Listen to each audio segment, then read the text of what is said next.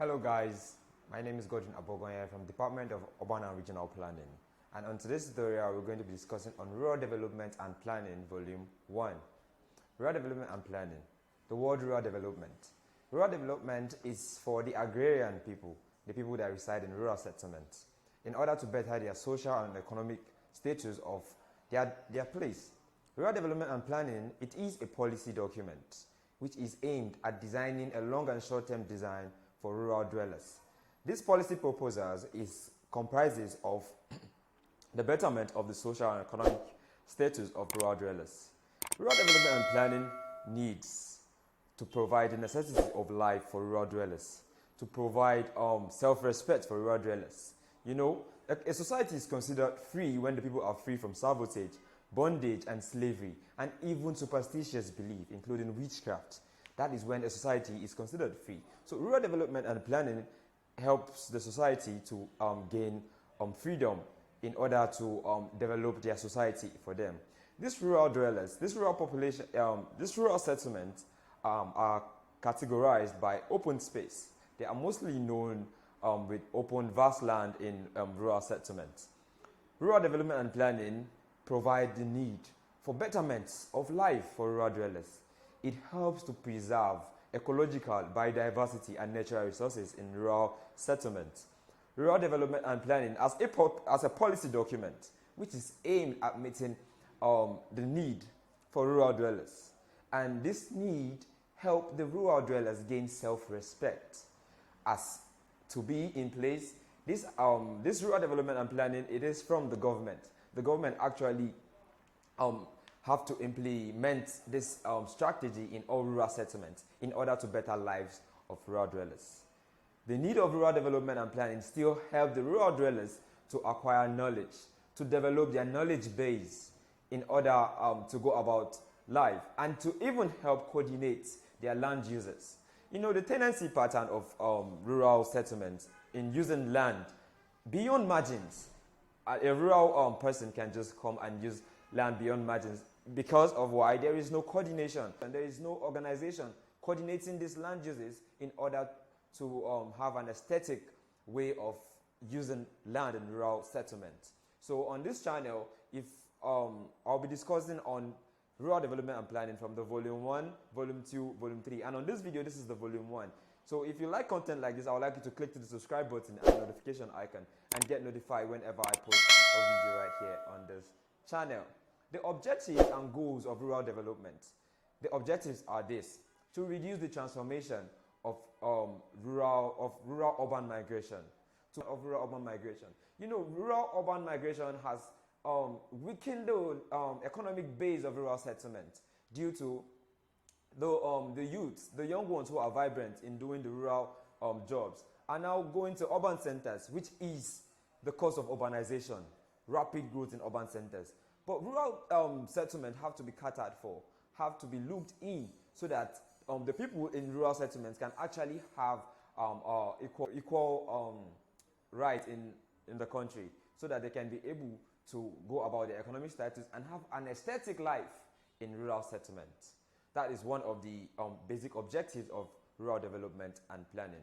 Another objective of rural development and planning is to preserve and protect the ecological and biodiversity of rural settlements. To preserve this their ecosystem, to preserve their environment, these natural resources too. Rural development and planning, it's aimed at preserving them, which is stated in the policy document carefully. So by doing this, you can actually reduce the transformation, the movement, the migration from rural settlements to urban settlements. So let's the government look into that, because it is the government that can actually handle this. All right. Another objective of rural development, it is aimed at to provide critical infrastructures in rural settlements. These critical infrastructures can be said to be water supply system, electricity, road infrastructures, and so on. These health centers too, where they can receive medicals. The water infrastructures have to be in place in rural settlements. If those things are not in rural settlements, I tell you, there won't be an aesthetic life. And the urbanization will continue to grow in rapid speed, always and always. So the need to provide the critical infrastructures in rural settlement have to be in place. So, and that is the third objective of rural development and planning. Alright, these objectives are aimed at meeting a better life, a better socio-economic status of rural dwellers. In doing this objective, and there are many more objectives that rural development and planning entails. I just want you to click to that subscribe button once more. If you haven't already, then click it so you get notified whenever I post many more videos on rural development and planning. So, this plan is going for, this rural development and planning, you're actually planning for the agrarian people.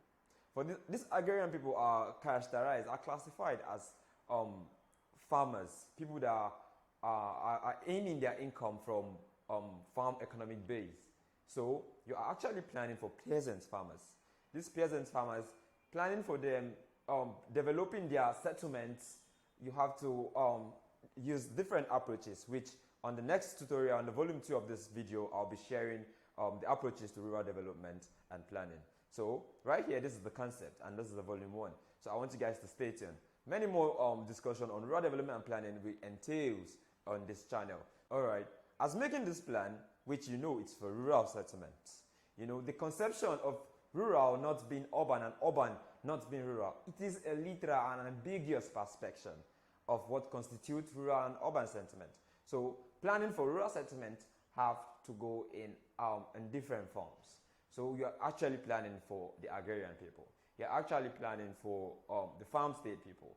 Don't forget rural settlement. Rural settlement can also be your village. That can set to be rural settlement. So if you're making this plan, some different approaches that you use to make this plan, which I've said that will be in the next tutorials of this rural development and planning. So as we said, rural is said to be sparse, small, homogeneous in nature, which are characterized by open spaces. So don't forget that. That is rural settlement. And in Nigeria, we all classify rural settlement with a population of 19,999 population. So with this population, any settlement with this kind of population is said to be rural settlement. So population above that can said to be urban settlement in Nigeria. So that's how it is in Nigeria. So other countries have different population threshold to classify rural settlement from urban settlement. So, and if you are making this plan, the technicality consideration which involve the planning consultant that is doing this plan for your organization or for any way you want to do this, make this plan, the planning consultant have to be an expertise on this development plan, in which all planning processes are one but different approaches.